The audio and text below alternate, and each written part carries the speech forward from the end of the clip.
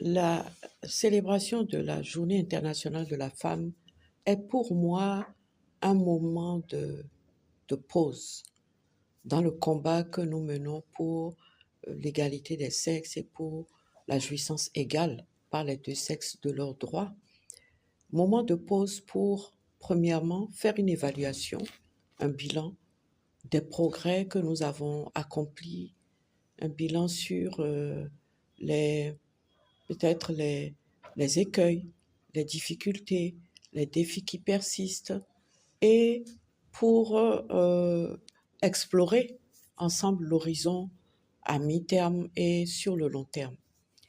Et c'est donc l'occasion de se réjouir des progrès qui sont accomplis, de se pencher sérieusement sans découragement sur les défis qui persistent, de trouver les solutions idoines, de voir quels sont les réaménagements que nous pouvons faire, quelles sont les remises en cause que nous devons accepter l'exercice de remise en cause que nous devons accepter de faire pour voir s'il n'y a pas des solutions que nous appliquons qui ne sont plus en phase avec peut-être les progrès. Donc c'est vraiment un moment de réflexion, un moment pour célébrer ce qui a été fait de bien, un moment pour s'interroger sur comment on peut faire mieux et comme disent les anglophones, the way forward, c'est-à-dire les perspectives à court terme, à moyen terme et à long terme. Donc voilà, pour moi, c'est pas le bling bling, c'est pas la fête, mais c'est la réflexion.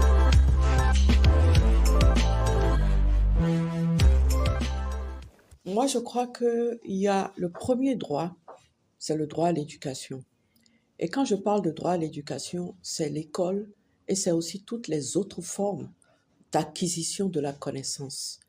Je veux dire que il y a l'école classique, mais il y a aussi des apprentissages, il y a des formations, etc. Donc, on a d'un côté la nécessité de voir celles qui sont scolarisées être maintenues à l'école au niveau primaire, au niveau secondaire, et qu'on puisse les retrouver également au niveau supérieur sans observer une déperdition grande comme c'est le cas actuellement. Éducation qui permet aussi aux filles d'embrasser des carrières scientifiques. Mais de l'autre côté, éducation qui permet aussi à celles qui n'ont pas choisi le cursus scolaire classique d'être formées également aux choses sans lesquelles, en fait, même pour celles qui sont allées à l'école classique, tout ce qu'on apprend n'est pas, on n'arrive pas à l'utiliser véritablement. Donc, une éducation, l'accès à l'éducation, le droit à l'éducation. La seconde chose pour moi, c'est l'autonomisation. Et quand je parle d'autonomisation financière ou économique, mais je parle aussi de l'autonomisation dans les mentalités. L'autonomisation, on va dire, psychologique, l'autonomisation émotionnelle, l'autonomisation intellectuelle des femmes et des filles. Le fossé souvent se creuse entre les femmes qui ont les moyens, là je parle plus spécifiquement de l'autonomisation économique qui est vraiment la principale, il y a toujours un écart entre une femme qui peut se permettre peut-être de s'éloigner d'une violence qu'elle subit, de ne pas passer une nuit de trop dans un endroit où elle est battue. Il y aura toujours cette différence entre elle et celle qui n'a même pas la possibilité de passer la nuit ailleurs et qui passera peut-être une nuit qui lui sera fatale dans un endroit où elle est l'objet de violences. On sait à quel point l'autonomisation financière, l'autonomisation économique brise le cercle de la violence et fait que on peut s'éloigner de la violence, mais aussi on peut, par cette autonomisation financière, pouvoir se loger, pouvoir se nourrir, pouvoir s'occuper de ses enfants quand on est dans une situation matrimoniale ou parentale d'abandon par l'autre, le conjoint ou le compagnon ou le père des enfants. Et aussi, ça permet de pouvoir prendre des décisions pour soi. Cette autonomisation économico-financière, elle permet à la femme de pouvoir décider pour elles. Donc, il y a l'éducation, il y a l'autonomisation, et je pense que le troisième volet, c'est le changement des mentalités. Parce que euh, c'est un changement de mentalité qui est lié à ce que j'appelle l'autonomisation intellectuelle et l'autonomisation psychologique. Parce que c'est vrai qu'il faut aussi du temps quand on a passé toute son enfance, quand on a été éduqué dans un milieu où on vous a appris en tant que personne du sexe féminin à ne pas prendre la parole, la prise de parole vous est interdite, votre avis ne compte pas. Subir de la violence, être frappé par un homme qui est votre compagnon, votre époux, n'est pas grave, n'est pas condamnable. Oui, parfois, on met du temps à pouvoir se débarrasser de ces idées reçues. Donc oui, voilà les trois choses. Éducation, autonomisation, changement de mentalité.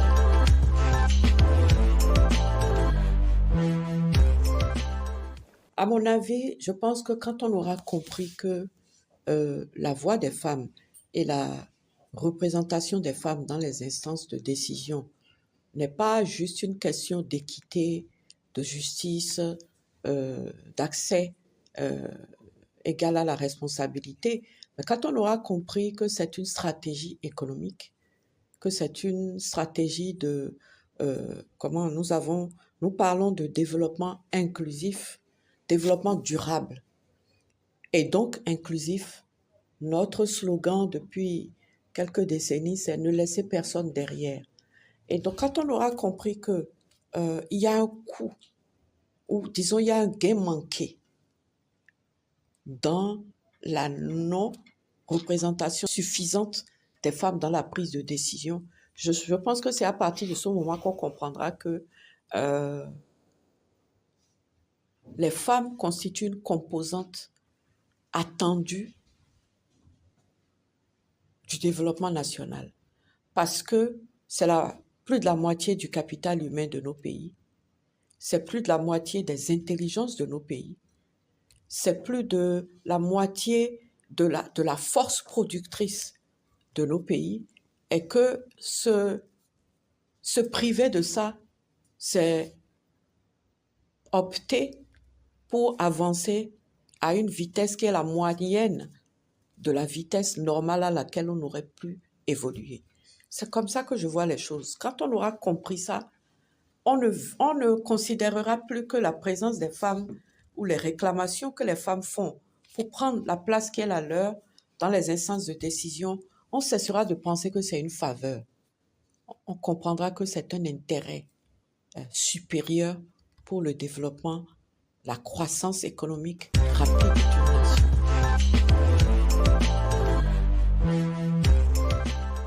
Alors, nous avons d'abord un service d'information. Même quand les droits des femmes ne sont pas lésés encore, elles viennent pour se renseigner. Voilà, j'ai la qualité d'héritier. Une succession vient de s'ouvrir. Quels sont mes droits en tant qu'héritière? Par exemple, donc venir se renseigner, s'informer. La deuxième chose, c'est l'assistance juridique. Et là, j'ai un problème de droit. Mes droits ont été bafoués. Je voudrais savoir comment les défendre, comment voir restituer mes droits. Nous avons une assistance juridique que nous portons aux femmes. Et cette assistance juridique peut maintenant se transformer ensuite en assistance judiciaire. Lorsque la femme dit, je ne veux pas seulement comprendre ce qui m'arrive, mais je veux être défendue. Je veux poursuivre devant la justice la restitution des droits qu'on m'a volés. Je veux faire cesser une violence que je subis. Je veux récupérer un bien qu'on m'a arraché parce que je suis une femme. Là, nous offrons une assistance judiciaire.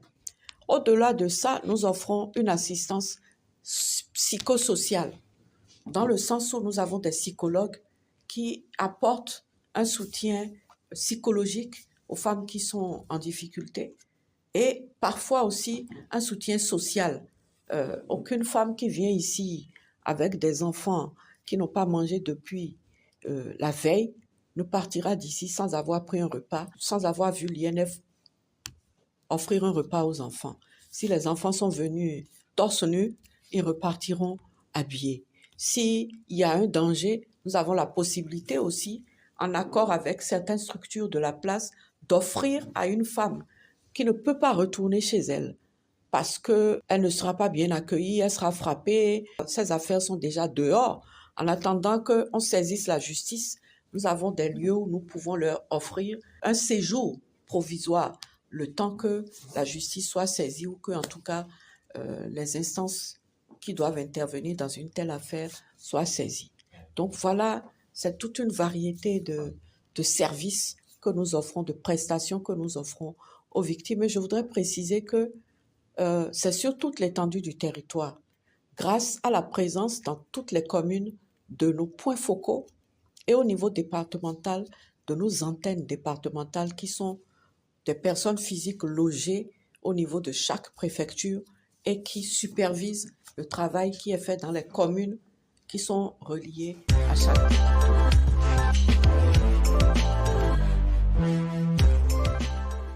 Moi, je dirais à la jeunesse, et là, je m'adresse à la fois aux jeunes femmes, aux jeunes hommes, et je m'adresse finalement à toute la nation pour dire, n'oubliez pas, vous jeunes, que c'est vous qui pouvez faire la différence avec une nouvelle génération qui a compris que les filles et les garçons ont des droits égaux d'accès à la responsabilité, d'accès aux opportunités.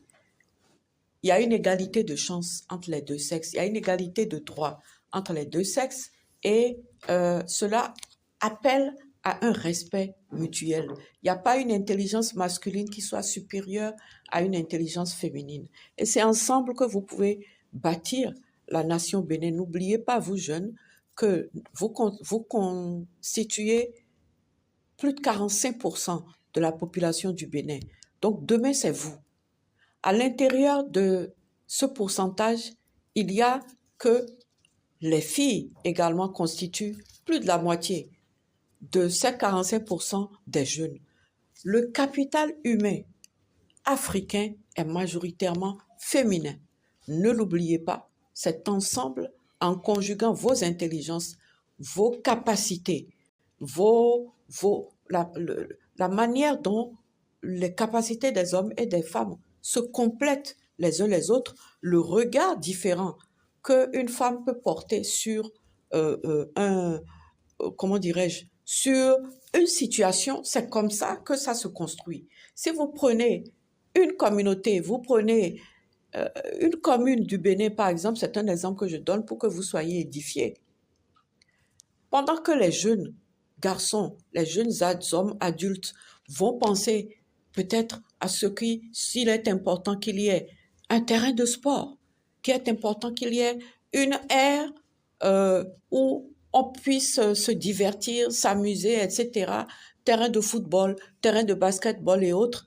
Les femmes, les jeunes filles qui sont à côté de vous, avec lesquelles vous devez collaborer, sont celles qui vont se souvenir que dans chaque école publique de cette commune, il faut des toilettes adaptées aux jeunes filles pour que quand elles sont en règle, quand elles ont leur menstruation, elles ne manquent pas pendant les 3-4 jours des menstruations, elles ne manquent pas parce qu'il n'y a pas de toilettes où elles peuvent changer leur couche dans la journée.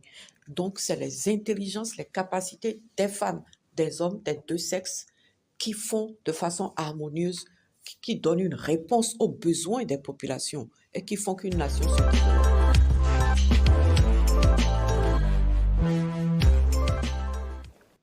01 51 07 88 88 qui est notre ligne WhatsApp d'alerte. Et puis nous avons la ligne verte qui est le 114.